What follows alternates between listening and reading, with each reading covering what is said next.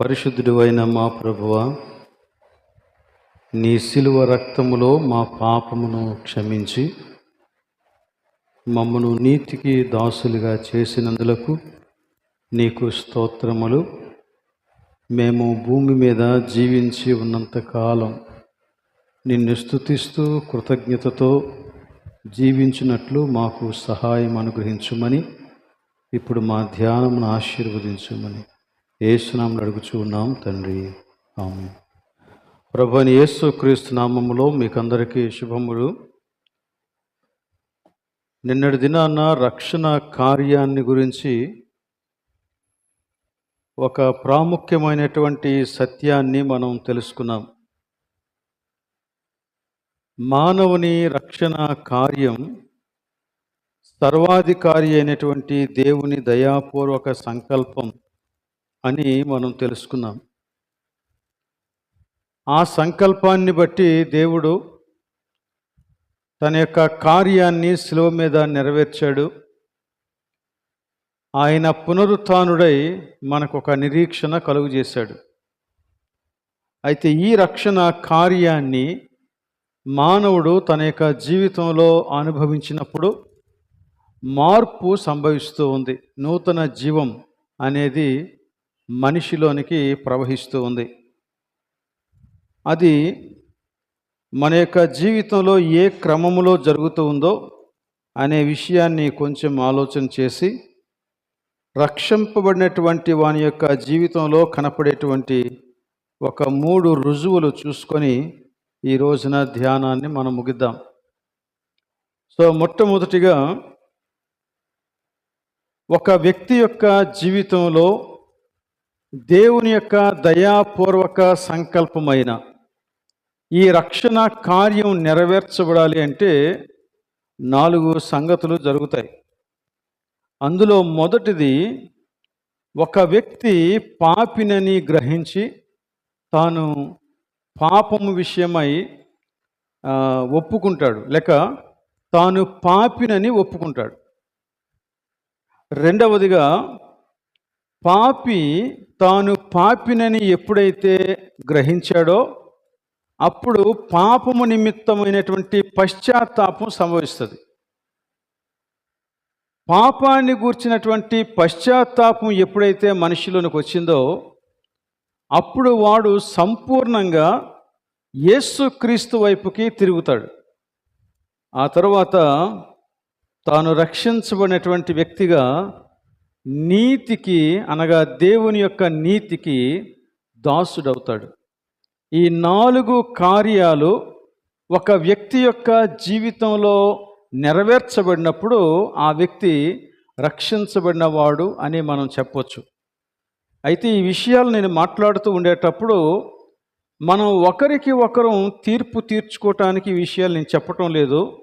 మనకి మనముగా దేవుని యొక్క వాక్యపు వెలుగులో మన జీవితాన్ని చూసుకొని సరిచేసుకొని దేవుని యొక్క వెలుగులో నడవాలన్నదే ఈ యొక్క బోధ యొక్క ఉద్దేశం. సో అందుచేత మనం ఎవరికి తీర్పు తీర్చడం లేదన్న విషయాన్ని మొట్టమొదట గ్రహించాలి. దేవుడు మనతో మాట్లాడుతూ ఉండేటప్పుడు ఆయన మనతోనే మాట్లాడుతూ ఉన్నాడు. ఆ వెలుగులో మనల్ని మనం సరిచేసుకోవాలి. ఈ దినాల్లో ఒక వ్యక్తి తాను పాపిని అని ఒప్పుకోవటానికి ఇష్టపడడం లేదు. ఇది మొదటి నుంచి ఉన్నటువంటి విషయమే. పాపి ఏ రోజున కూడా తన పాపాన్ని ఒప్పుకోవటానికి ఇష్టపడలేదు. ఆదాము మొదలుకొని చేసిన పనిదే. ఈవెన్ ఆదాముకి తెలుసు దేవుని యొక్క మాట మీరిపోయాడని. దేవుడు ఆదాము దగ్గరకు వచ్చి ఆదాముని అడిగినప్పుడు ఆదాము చెప్పినటువంటి సమాధానం చాలా విచిత్రంగా ఉంది. నాకేం తెలియదు, ఇదిగో నీవు ఇచ్చినటువంటి స్త్రీయే అని వేరొకరి మీదకి తన యొక్క పాపాన్ని నెట్టేసి తాను నీతిమంతునిగా కనుపరుచుకోవటానికి ప్రయత్నం చేశాడు. ఇది ప్రతి మనిషిలో జరిగేటువంటి విషయమే. చిన్న పిల్లల దగ్గర నుంచి మనం గమనిస్తాం. వాడు తప్పు చేస్తాడు, తప్పు చేసావా అంటే దాన్ని ఒప్పుకోడంతే, లేదంటాడు. సో ఇలాంటి వాటి మీద కొన్ని పాటలు, నర్సరీ రైమ్స్ రావటం కూడా మనకి తెలుసు. కాబట్టి ఈ ఒక వ్యక్తి పాపము చేసి కూడా తాను పాపినని ఒప్పుకోకపోవటం ప్రస్తుతం అయితే మనం సమాజంలో చూస్తాం. అంతేకాదు, ఒక వ్యక్తి ముందుకొచ్చి ఇలా అన్నాడు, అసలు మనిషిని పాపి అని అనేయకూడదు అన్నాడు. మనిషిని నువ్వు పాపి అంటే నువ్వు పాపం చేస్తున్నావు అన్నాడు. కనుక అసలు ఆ మాటని ఈ లోకం ఒప్పుకోవటానికి ఇష్టపడడం లేదు. కానీ ఒక వ్యక్తి యొక్క జీవితంలో రక్షణ కార్యం నెరవేర్చాలంటే మొట్టమొదటి స్టెప్ తాను పాపినని గ్రహించటమే. మీరు బైబిల్ అంతట్లో చూస్తే చాలా చోట్ల మనకి ఇలాంటి విషయాలు కనపడతాయి. ఉదాహరణకి అపోస్తల కార్యాలు 2వ అధ్యాయంలో పేతురు దేవుని యొక్క ఆత్మచేత నింపబడిన వాడై అక్కడ వారికి దేవుని వాక్యాన్ని బోధించాడు, సువార్తను బోధించాడు. సువార్తను బోధించి మీరు ఆ యేసును సిలువ వేసి చంపారు అన్నాడు. అప్పుడు జరిగినటువంటి కార్యాన్ని మీరు గమనించండి. అపోస్తల కార్యాలు 2వ అధ్యాయం 37వ వచనంలో ఇలా ఉంది, వారు చేసినటువంటి పని తప్పని వారికి తెలిసినప్పుడు వారు హృదయములో నొచ్చుకున్నారంట. క్రింద ఫుట్ నోట్స్లో రాస్తాడు, వారు హృదయములో పొడువబడ్డారు అని రాస్తాడు. అంటే వారి యొక్క పాపము సువార్త వెలుగులో, ధర్మశాస్త్రపు వెలుగులో, దేవుని యొక్క వాక్యపు వెలుగులో వారికి బాహాటంగా కనపడింది. వారికి నేను పాపిని కాను అని చెప్పలేకపోయారు. వారు వెంటనే వచ్చి ఏమన్నారంటే, మేమేమి చేతుము, మేమేం చేయాలి, ఇప్పుడు మేమేం చేయాలి? ఇది వారి యొక్క రెస్పాన్స్. కనుక దేవుని యొక్క సువార్తను వినిన తరువాత, ఆయన వాక్యాన్ని ధ్యానించిన తరువాత ఇలాంటి ఒక స్పందన మనిషిలో రాకపోతే, అసలు తాను పాపిని అని గ్రహించకపోతే రక్షణ కార్యం ఆ వ్యక్తి యొక్క జీవితంలో నెరవేర్చబడటం, మార్పు సంభవించటం, నూతన జీవంలోనికి వారు ప్రవేశించటం జరగదు. ఇది మొదటి స్టెప్. సో అంచేత సువార్త సరిగా బోధించబడినప్పుడు దేవుని యొక్క ఆత్మ కార్యం అక్కడ జరుగుతుంది. ఒక వ్యక్తి తాను పాపినని గ్రహిస్తాడు. ఎప్పుడైతే పాపినని గ్రహించాడో రెండవ స్టెప్ ఏంటంటే తన పాపమును బట్టి పశ్చాత్తాపడతాడు. పశ్చాత్తాపం, తాను పాపినని గ్రహించడం వేరు, తాను చేసిన పాపమును బట్టి పశ్చాత్తాపడడం వేరు. తాను పాపినని చాలామంది ఒప్పుకుంటారు. అవును, నేను అబద్ధం ఆడాను, తప్పు చేశాను, ఇప్పుడు ఏమంటావు అంటారు. అంటే వాళ్ళలో పశ్చాత్తాపం లేదు. వారు చేసింది తప్పని వారికి తెలిసినా వారిలో పశ్చాత్తాపం లేదు. కాబట్టి వారు ఏ విధంగానూ ఈ రక్షణ కార్యంలో పాలు పొందలేరు. ఈ రెండు జరగాల. తాను పాపినని గ్రహించాలా, అలానే పాపము నిమిత్తం పశ్చాత్తాపడాల. ఇందాక మనం చదివినటువంటి వాక్య భాగం లూకా సువార్త 18వ అధ్యాయం 9 నుండి 14 వచనాలు చదివాం. అందులో యేసుక్రీస్తు ఇద్దరు వ్యక్తులను గురించి మాట్లాడాడు. ఒకడు పరిసయుడు, ఇంకొకడు సుంకరి. సో పరిసయుడు తాను దేవుని సన్నిధిలోనికి వచ్చి తన ప్రార్థన తాను చేశాడు. అలానే సుంకరి కూడా తన ప్రార్థన తాను చేశాడు. వారు చేసినటువంటి ప్రార్థనలు మనం గమనిస్తే అసలు పరిసయ్యుని యొక్క జీవితం చాలా పర్ఫెక్ట్గానే ఉంది. ఆయన చెప్పినటువంటి మాటలు చూడండి 11వ వచనంలో.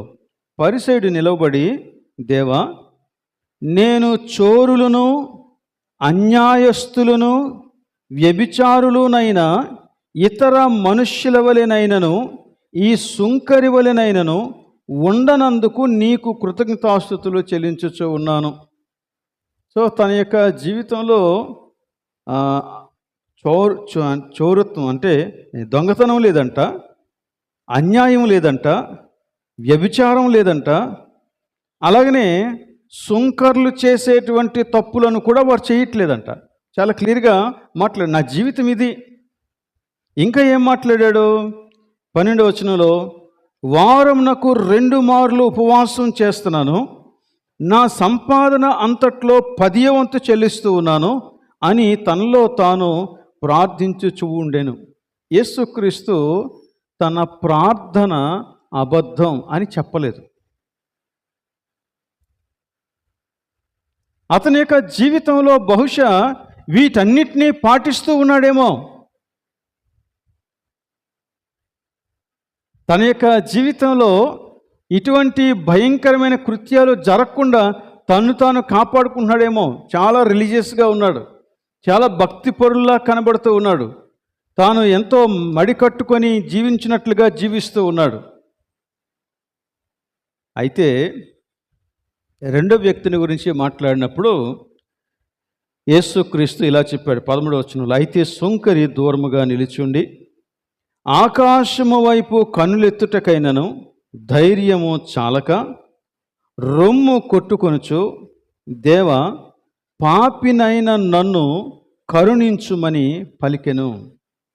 వీరిద్దరిలో ఉన్నటువంటి తేడా ఏంటంటే, ఒకడు తాను పాపినని గ్రహించి ప్రభు యొక్క సన్నిధిలో పశ్చాత్తాపడ్డాడు, మరొకడు తాను పాపినని గ్రహించకుండా తన యొక్క స్వనీతిని ప్రదర్శించడానికి ప్రయత్నం చేశాడు.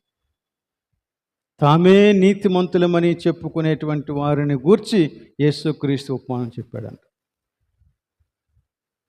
అంటే ఈ వ్యక్తి చాలా మంచి పనులు చేస్తూ ఉండొచ్చు, చాలా రిలీజియస్గా ప్రవర్తిస్తూ ఉండొచ్చు, మత సంబంధమైన సాంప్రదాయాలన్నీ పాటిస్తూ ఉండొచ్చు, కానీ అసలు అతని యొక్క హృదయంలో ఉన్నటువంటి పాపమును గూర్చి దేవుని యొక్క సన్నిధిలో ఒప్పుకోకపోవటం అతని యొక్క భయంకరమైనటువంటి స్థితికి కారణమైపోయింది. కనుక ఒక వ్యక్తి తాను పాపినని గ్రహించటం, రెండవది ఆ పాపమును బట్టి పశ్చాత్తాపపడడం, ఇవి 2 జరగాల. సరే, ఇంతకీ పశ్చాత్తాపం అంటే ఏంటి? పశ్చాత్తాపం అంటే సారీ, నేను తప్పు చేశాను అంటం మాత్రమే కాదు. పశ్చాత్తాపము అంటే ఒక వ్యక్తి తాను చేసినటువంటి పాపానికి పూర్తి బాధ్యత వహిస్తూ దేవుని యొక్క వాక్యపు వెలుగులో, సువార్త వెలుగులో దేవుని యొక్క జ్ఞానాన్ని తాను పొందుకున్నప్పుడు ఆ పాపము ఎంత భయంకరమైనదో, తాను ఎంతటి భయంకరమైనటువంటి శిక్ష కింద ఉన్నాడో అనే విషయాన్ని గ్రహించి పాపం పట్ల అసహ్యత కలిగి దాన్ని విడిచిపెట్టుకోవటానికి తాను చేసేటువంటి ప్రయత్నం పశ్చాత్తాపం.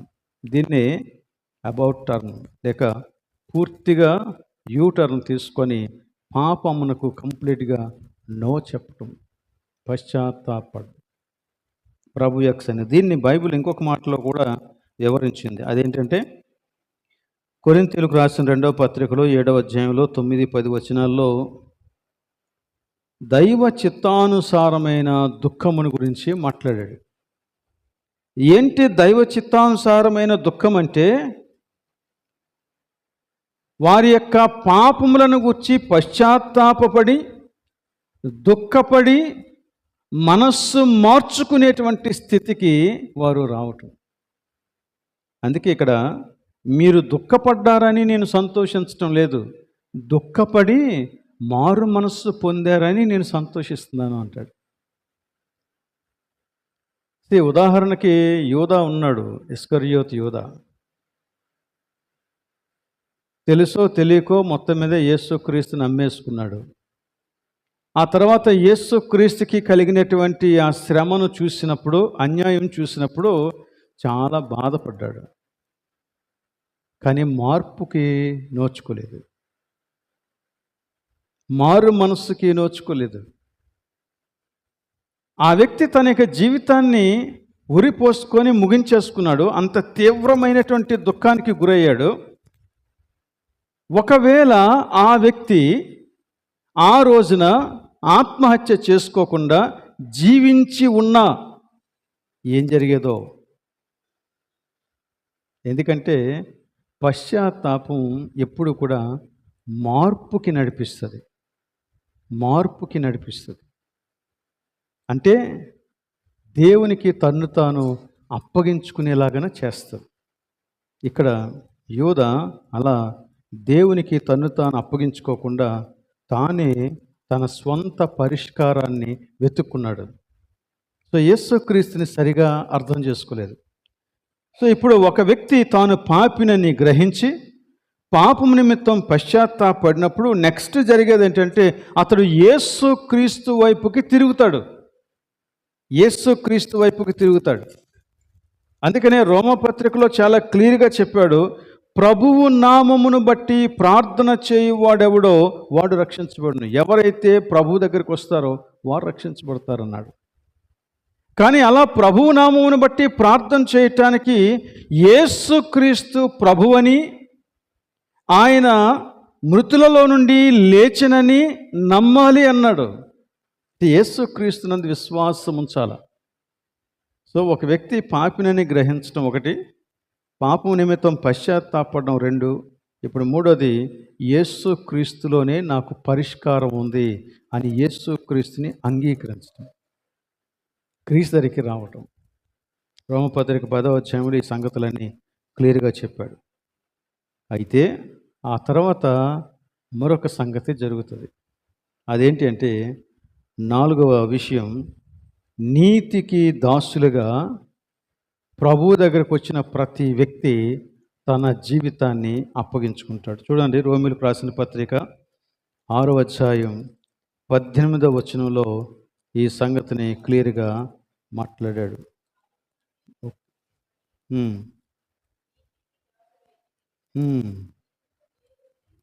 రైట్.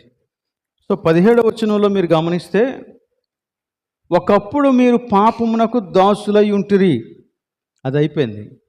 కానీ ఇప్పుడు 18వ వచనంలోకి వచ్చేటప్పటికి పాపము నుండి విమోచింపబడి నీతికి దాసులైతిరి, ఇందుకు దేవునికి స్తోత్రం. సో రక్షణ కార్యము ఒక వ్యక్తి యొక్క జీవితంలో ఈ విధంగా సంపూర్ణమవుతుంది. ఒక వ్యక్తి తాను పాపినని గ్రహించి పాపము నిమిత్తం పశ్చాత్తాపడి యేసుక్రీస్తుని స్వంత రక్షకునిగా అంగీకరించి యేసునందే తనకి విమోచన అని విశ్వసించి ఆ యేసుక్రీస్తుని నమ్ముకొని దేవుని నీతిని నెరవేర్చటానికి దాసునిగా తను తాను అప్పగించుకుంటాడు. ఇప్పుడు క్రైస్తవ జీవితం అనేది ప్రారంభమవుతుంది.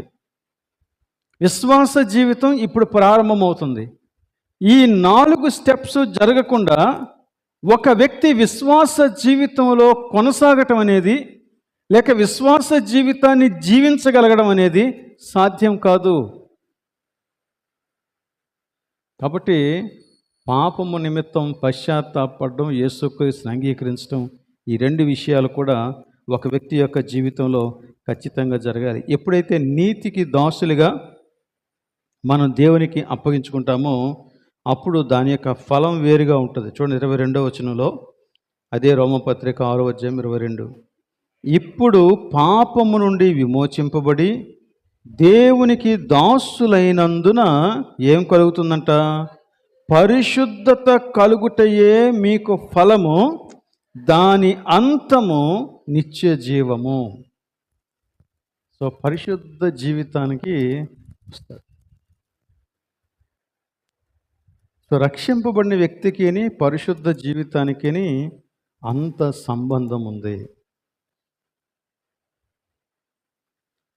సో ఒక వ్యక్తి రక్షించబడిన వాడైతే ఆ వ్యక్తి పాపములో సంతోషంగా కొనసాగలేడు. సో కాబట్టి ఈ విధంగా రక్షించబడిన వ్యక్తి యొక్క జీవితంలో కొన్ని ప్రూఫ్స్ కనపడతాయి, కొన్ని రుజువులు కనపడతాయి. వాటిని చూసి మనం ముగించేద్దాం. తెస్సలోనికైలకు రాసినటువంటి పత్రికలో ఇందాక మనం చదువుకున్నాం, మొదటి పత్రిక మొదటి అధ్యాయం మొదటి 3 వచనాలు చదివాం. అందులో నేను 2, 3 వచనాలు మీకు మరొకసారి చదివి వినిపిస్తాను.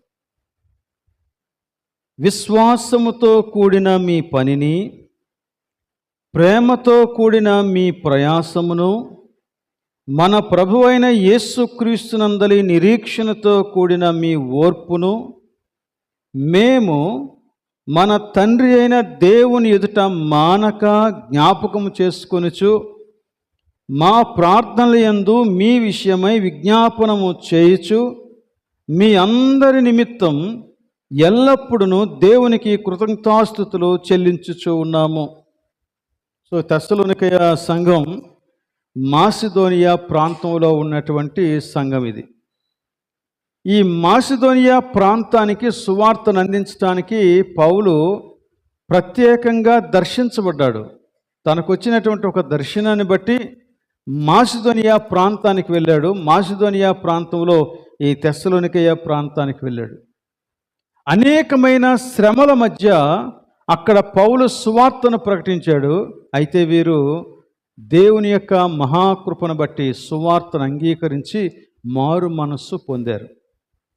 మారు మనస్సు పొందిన తర్వాత వారిని అందరినీ కూడా సంఘంగా సమకూర్చి పౌలు వెళ్ళిపోయాడు. వెళ్ళిపోయిన తర్వాత మరలా వారి మధ్యకు మనుష్యులను పంపించాడు.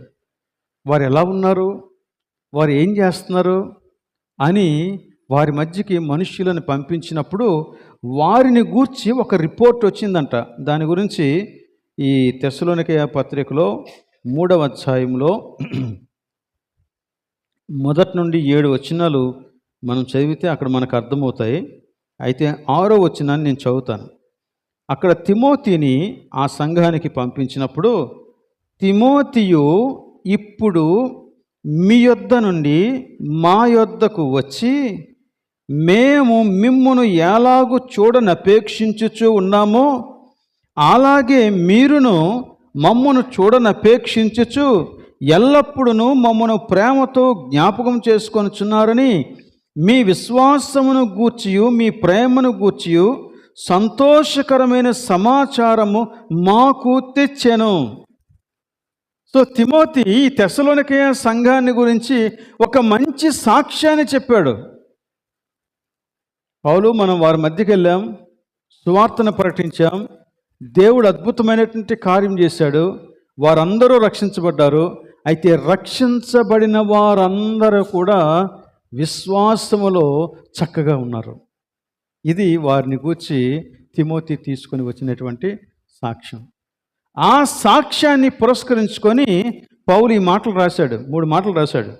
మేము మిమ్ములను దేవుని ఎదుట మానక జ్ఞాపకం చేసుకోవటానికి ఈ 3 కారణాలు మాకు హేతువులయ్యాయి అన్నాడు. ఏంటి ఆ 3 కారణాలు అంటే, నెంబర్ 1, విశ్వాసముతో కూడిన మీ పని. విశ్వాసముతో కూడిన మీ పనిని గూర్చి తిమోతి మాకు సాక్ష్యం ఇచ్చాడు. 1. రెండవది ఏం చెప్పాడంటే, ప్రేమతో కూడిన మీ ప్రయాస. ప్రేమతో కూడిన మీ ప్రయాసను గురించి తిమోతి మాకు సాక్ష్యం చెప్పాడు.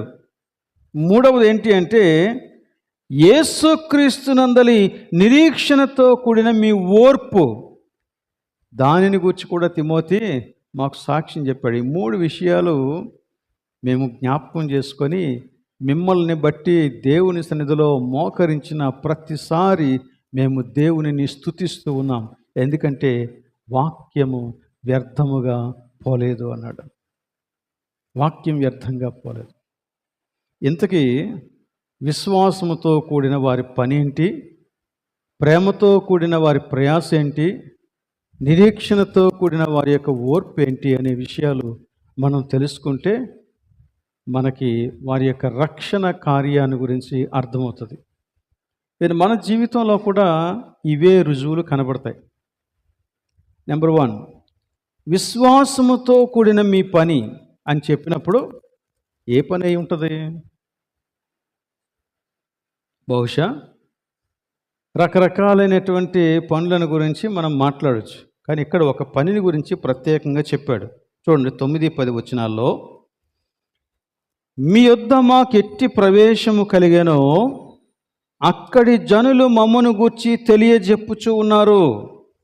మరియు మీరు విగ్రహములను విడిచిపెట్టి జీవము గలవాడును సత్యవంతుడునగు దేవునికి దాసులగుటకును దేవుడు మృతులలో నుండి లేపిన యేసు అనగా రాబో ఉగ్రత నుండి మనలను తప్పించుచున్న ఆయన కుమారుడైన యేసు పరలోకము నుండి వచ్చునని ఎదురు చూచుటకును మీరెలాగూ దేవుని వైపుకు తిరిగితిరో ఆ సంగతి వారే తెలియజేయచూ ఉన్నారు.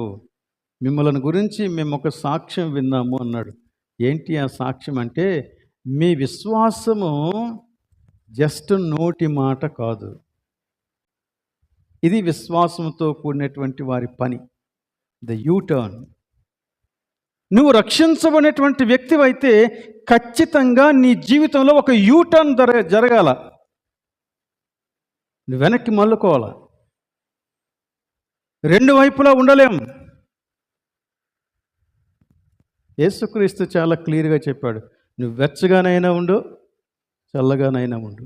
నులివెచ్చని స్థితిలో ఉంటే నేను నిన్ను ఉమ్మి వేస్తాను అన్నాడు. సో ఒక వ్యక్తి యొక్క జీవితంలో రక్షణ కార్యం నిజంగా జరిగింది అనటానికి మొదటి రుజువు ఏంటంటే, ఆ వ్యక్తి యొక్క జీవితంలో కంప్లీట్ చేంజ్. అంటే అతని యొక్క దిశ మారిపోతుంది కంప్లీట్గా. ఇప్పుడు దేవుని వైపుకి నడుస్తాడు. ఇక్కడ నేను చెప్పే విషయం, వాడు పరిపూర్ణమైనటువంటి పరిశుద్ధుడిగా ఉంటాడని నేను చెప్పట్లేదు, కానీ దేవుణ్ణి మాత్రమే సేవించటానికి పూనుకుంటాడు. కొన్నిసార్లు కొన్ని రకాలుగా ఆ వ్యక్తి శోధింపబడవచ్చు, కానీ అది జీవితం కాదు. బయటికి మనం నేను క్రీస్తు వాడనని చెప్పుకోవచ్చు, కానీ ఈ యూటర్న్ జరగకపోతే మన జీవితంలో రక్షణ కార్యమే జరగలేదు. నిజంగా యేసుక్రీస్తు నమ్ముకున్న వ్యక్తివైతే, ఇంకొక మాట కూడా తిమోతికు రాసినటువంటి పత్రికలో పౌలు మాట్లాడతాడు. తిమోతికు రాసిన 2వ పత్రికలో 2వ అధ్యాయంలో 19వ వచనంలో ఇలా చెప్పాడు, అయినను దేవుని యొక్క స్థిరమైన పునాది నిలకడగా ఉన్నది, ప్రభువు తన వారిని ఎరుగును. తనవారు అంటే ఇక్కడ అర్థం ఏంటంటే, రక్షించబడిన వారు, యేసుక్రీస్తుని అంగీకరించినటువంటి వారు, వారి పాపములను ఒప్పుకొని పశ్చాత్తాపంతో ప్రభువుని అంగీకరించినటువంటి వారిని గురించి మాట్లాడుతున్నాడు. ప్రభువు తన వారిని ఎరుగును అని చెప్పి తర్వాత ఏం చెప్పాడో చూడండి. ప్రభువు నామమును ఒప్పుకొను ప్రతివాడును ఏం చేయాలా? దుర్నీతి నుండి తొలగిపోవలెను అనునది దానికి ముద్ర అన్నాడు. నువ్వు రక్షించబడ్డావు అనటానికి ఒక రుజువు ఏంటంటే, దుర్నీతి నుండి తొలగిపోవుట. యేసుక్రీస్తు వైపుకు తిరిగారు, దుర్నీతి నుండి తొలగిపోయారు, ప్రభువుని మాత్రమే సేవించటానికి వారి జీవితాలని ప్రత్యేకపరుచుకున్నారు.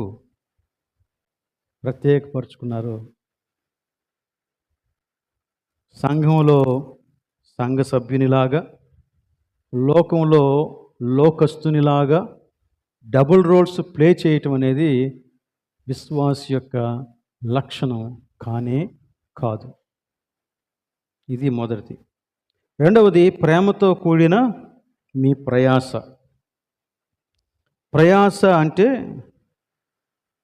వారు చాలా కష్టపడుతున్నారు. ఎంత కష్టపడుతున్నారంటే వారి శక్తికి మించి కష్టపడుతున్నారు. ఎందుకు అలా కష్టపడుతున్నారు? వారు పడుతున్నటువంటి ప్రయాస ఏంటి అని మనం అడిగితే, ఇక్కడే 7-8 వచనాల్లో చెప్పాడు. తెస్సలోనికీయులకు రాసిన మొదటి పత్రిక 1వ అధ్యాయం 7-8 వచనాలు. మాసిదోనియాలోను అకయాలోను విశ్వాసులందరికీ మీరు మాదిరి అయిపోయారు. You are living a best exemplary life, a best model. Macedonia ప్రాంతంలో మాత్రమే కాదంట, ప్రక్కనున్న అకయ ప్రాంతానికి కూడా మీరే మోడల్. అంటే వారు దేవుని యొక్క వాక్యానికి ఎంత కట్టుబడ్డారో చూడండి. ఆ ప్రేమను గ్రహించినటువంటి వారై ఇప్పుడు ఏం చేస్తున్నారు? ఎందుకనగా మీ యొద్ద నుండి ప్రభువు వాక్యము మాసిదోనియాలోను అకయలోను మ్రోగెను. అంతేకాదంట, అక్కడ మాత్రమే కాక ప్రతి స్థలమందును దేవుని ఎడల ఉన్న మీ విశ్వాసము వెల్లడాయను గనుక మేమేమీ చెప్పవలసిన అవసరము లేదు. మీ ద్వారా దేవుని యొక్క ప్రేమ అందరికీ తెలుస్తూ ఉంది. ఇది ప్రేమతో కూడుకున్నటువంటి ప్రయాస. ఎందుకు వారు దేవుని యొక్క వాక్యాన్ని అన్ని చోట్లకి వ్యాపింప చేయాలి అంటే, వారి దగ్గర ఉన్న సూత్రం ఒకటే. It is not because they have lot of money, కానీ వాళ్ళ దగ్గర ఏదో పెద్ద డబ్బు సంచి ఉందని కాదు. వారి దగ్గర దేవుని దగ్గర రుచి చూచిన ప్రేమ ఉంది. ఆ ప్రేమను బట్టి ఎంత ఎక్స్టెంట్కైనా వెళ్ళి దేవుణ్ణి మహిమపరచడం కోసం వారు పని చేస్తారు, ప్రయాసపడతారు. వీరిని గురించి ఒక సాక్ష్యం కొరింథీ సంఘంలో చెప్తాడు చూడండి. 2 కొరింథీ 8వ అధ్యాయం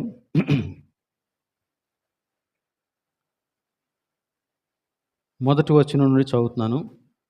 సహోదరులారా, మాసిదోనియా సంఘములకు అనుగ్రహింపబడి ఉన్న దేవుని కృపను గూర్చి మీకు తెలియజేయచ్చు ఉన్నాను. ఏంటా కృప? ఎలాగనగా వారు బహుశ్రమల వలన పరీక్షింపబడగా అత్యధికముగా సంతోషించిరి, మరియు వారు నిరుపేదలైనను వారి దాతృత్వము బహుగా విస్తరించెను. ఇంకా 3-4 వచనాల్లోనైతే ఇంకా చెప్తాడు.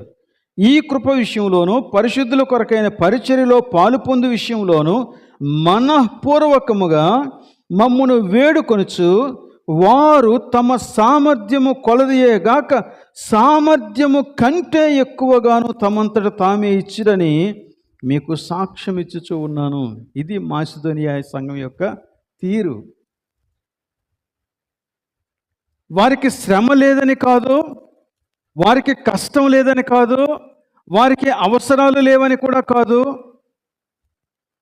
మరోవైపు వారేమీ పెద్ద ధనవంతులు కాదంట,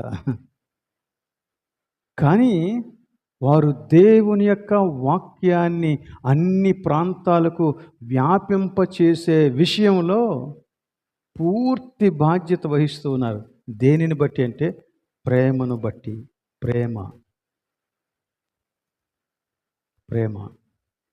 ఈ రోజున సువార్తకు ప్రేరణ ఏంటి అంటే ఆ దేవుని యొక్క ప్రేమ నిన్ను ప్రేరేపించాలి. అందుకే పౌలు అంటాడు ఒక చోట, ఏమంటాడు? క్రీస్తు ప్రేమ మమ్మును బలవంతము చేయుచు ఉన్నది. కొరింథీ 2వ పత్రికలో మాట్లాడతాడు 5వ అధ్యాయంలో. క్రీస్తు ప్రేమ మమ్మును బలవంతము చేయుచు ఉన్నది. మేము చెప్పకుండా ఆగిపోలేకపోతున్నాం. కారణం ఏంటంటే we have experience the love of Christ.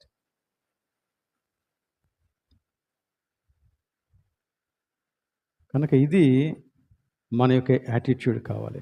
నిజంగా రక్షించబడినవాడు క్రీస్తు యొక్క ప్రేమను బట్టి జీవిస్తాడు, కానీ వాడికున్న సామర్థ్యం మీద ఆధారపడి జీవించడం కాదు, దానికి మించి జీవిస్తాడు.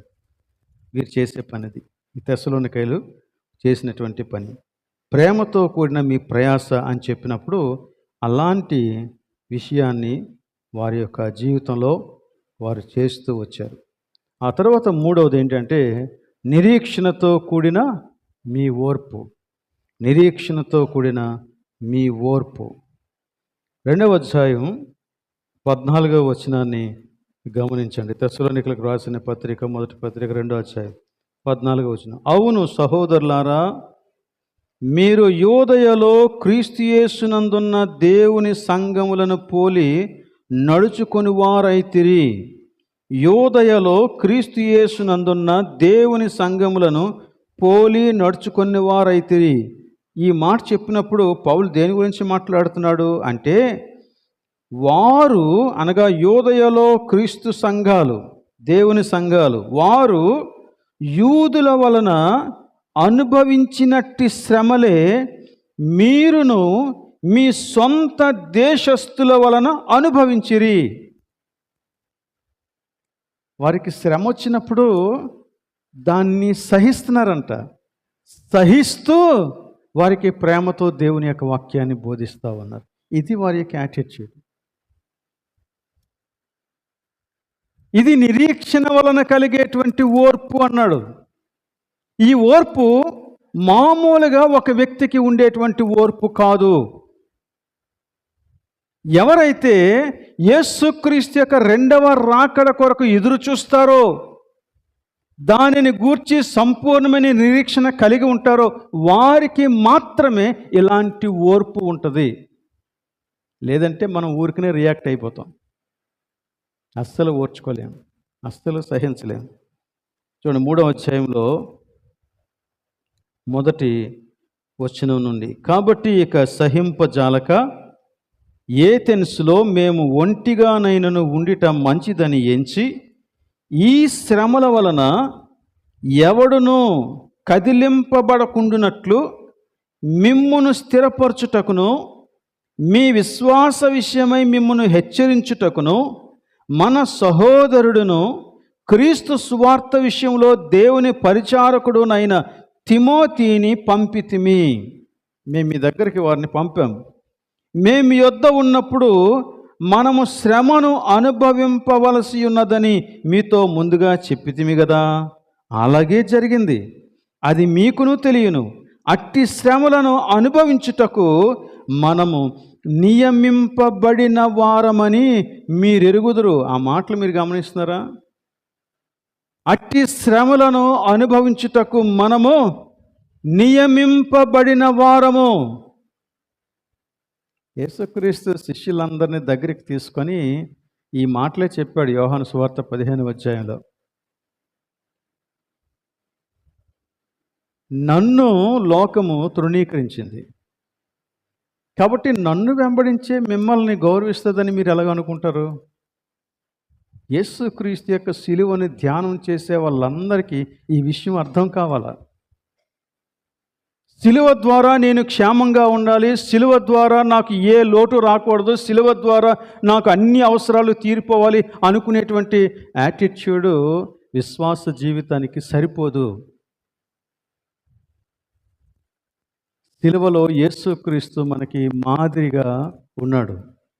ఆయన అడుగుజాడల్లో నడిచినటువంటి మనకు కూడా ప్రతిదినము అలాంటి పరిస్థితి ఎదురవుతుంది, మన విశ్వాసం కరెక్ట్ అయితే. ఆ శ్రమలను గురించి మాట్లాడాడు.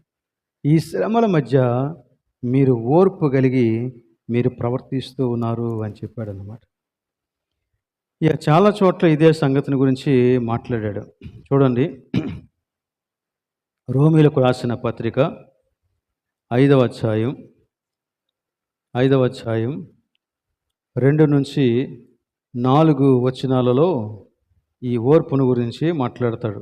మరియు ఆయన ద్వారా మనము విశ్వాసం వలన ఈ కృపయందు ప్రవేశము గలవారమై అందులో నిలిచి ఉండి దేవుని మహిమను గూర్చిన నిరీక్షణను బట్టి అతిశయపడుచున్నాము. అంతేకాదు, శ్రమ ఓర్పును, ఓర్పు పరీక్షను, పరీక్ష నిరీక్షణను కలుగజేయునని ఎరిగి శ్రమల యందును అతిశయపడుదుము. దేవుడు మనతో ఉన్నాడు. మనం ఏ విషయంలో కూడా భయపడాల్సిన పని లేదు. మనకి ఈ లోకములోనూ రాబో లోకములోనూ ఆయనే ఆధారం. అయితే శ్రమ మన జీవితంలో దేవుడు అనుమతించినప్పుడు ఈ విధమైనటువంటి ఫలితం అందులో దాగి ఉంది అన్నాడు. ఏంటి ఆ ఫలితం అంట? శ్రమ ఓర్పును, ఓర్పు పరీక్షను, పరీక్ష నిరీక్షణను. ఇక్కడ నిరీక్షణ అనే మాటకి 2 అని అంకి వేసి కిందన ఏం రాశాడు? శీలము. It builds up your character. నీ క్యారెక్టర్ని కడుతుంది, నీ శీలాన్ని కడుతుంది, నీ యొక్క గుణమును కడుతుంది. అందుకే దేవుడు ఈ శ్రమలను విశ్వాస యొక్క జీవితంలో అనుమతిస్తాడు. ఆయన సెలవు లేకుండా ఏది మన జీవితంలోనికి రాదు. ఒకవేళ శ్రమ వచ్చినా దాని వెనకాల దేవునికి ఈ మంచి ఉద్దేశం ఉంది. అది మనల్ని కడతదే తప్ప మనల్ని నాశనం చేయదు. అందుకని పేతురు ఇలా చెప్తాడు. పేతురు 2వ పత్రిక 3వ అధ్యాయం 14వ వచనంలో ఈ మాటలు చెప్పాడు. ప్రియులారా, వీటి కొరకు మీరు కనిపెట్టువారు గనుక శాంతము గలవారై ఆయన దృష్టికి నిష్కలంకులుగాను నిందారహితులుగాను కనబడునట్లు జాగ్రత్త పడుడి. మన ఎయిమ్ ఇదే అవ్వాల. శ్రమల మధ్య నో రిటాలియేషన్. కేవలం ఓర్పు కలిగి దేవుని యొక్క చేతిలో మనలను మనం పెట్టుకొని ఈ విధంగా జాగ్రత్త పడడం విశ్వాసకి సరి అయినటువంటి రుజువు.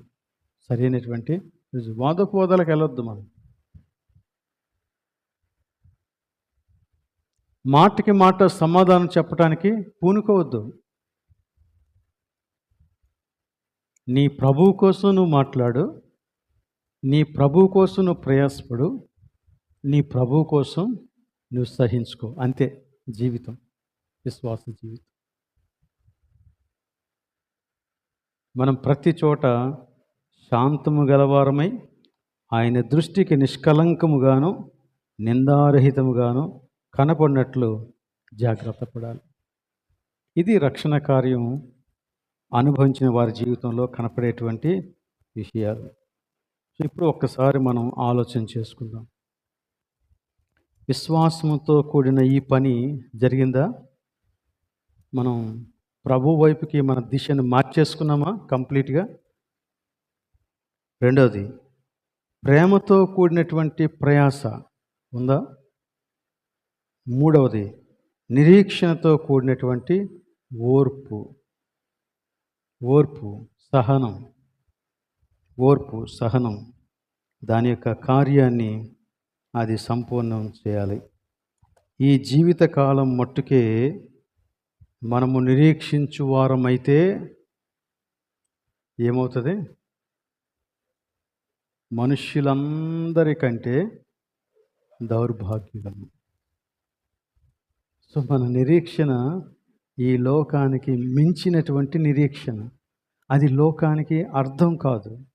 మనం ఎందుకు సహించుకుంటున్నామో కూడా వాడికి అర్థం కాదు. ఎందుకు ప్రయాసపడుతున్నామో కూడా వాడికి అర్థం కాదు. కాబట్టి వాడు తనదైన శైలిలో వాడు మన మీదకి దాడి చేస్తాడు. బట్ మనం చేయవలసిందల్లా ఏంటంటే ప్రభువుకి అప్పగించుకోవటం, ఓర్పుతో సహించడం, అవకాశం దొరికిన ప్రతి చోట ప్రభువును గుర్చిన సాక్ష్యం చెప్పడం. అదొకటే మనం చేయవలసింది. దేవుడి అట్టి కృప మనకి అనుగ్రహించిందిగాక. ప్రార్థన చేద్దాం. దయచేసి అందరూ కూడా లేచి నిలువబడి ప్రార్థనలో ఏకీవించాలని కోరుతూ ఉన్నాను. ప్రేమ కలిగిన మా ప్రభువానికి స్తోత్రాలు. ఈ రోజున మేము నీ వాక్యంలో ఏదైతే నేర్చుకున్నామో దానిని మా జీవితంలో అనుభవపూర్వకముగా తెలుసుకోవటానికి సహాయం దయచేయండి. విశ్వాసముతో కూడిన పని, ప్రేమతో కూడిన ప్రయాస, నిరీక్షణతో కూడిన ఓర్పు రక్షింపబడిన మా జీవితాలకు రుజువుగా నీ వాక్యం చూపిస్తూ ఉండగా వాటిని మేము కాపాడుకోవడానికి సహాయం దయచేయండి. మమ్మల్ని మీరు బలపరిచి నీ యొక్క చిత్తంలో మమ్మల్ని నడిపించుమని, నీకు ఇష్టమైతే మరలా మేము నీ సన్నిధిలో కలుసుకునే పర్యంతం మాకు తోడుగా ఉండమని ఈ ప్రార్థన మా ప్రభువును రక్షకుడైన యేసు పరిశుద్ధ నామములో అడుగుచున్నాము తండ్రి. ఆమేన్. పరలోకమందున్న మా తండ్రి, నీ నామం పరిశుద్ధపరచబడునుగాక, నీ రాజ్యం వచ్చునుగాక, నీ చిత్తం పరలోకము నెరవేరినట్లు భూమి మీద నెరవేరునుగాక. మా అనుదిన ఆహారం నేడు మాకు దయచేయము. మా రుణస్థులను మేము క్షమించున్న ప్రకారం మమ్మల్ని క్షమించుము. మమ్మల్ని శోధనకు తేక కీడును తప్పించుము. ఎందుకనగా రాజ్యము, బలము, మహిమ నిరంతరము నీవైనావు తండ్రి. ఆమేన్.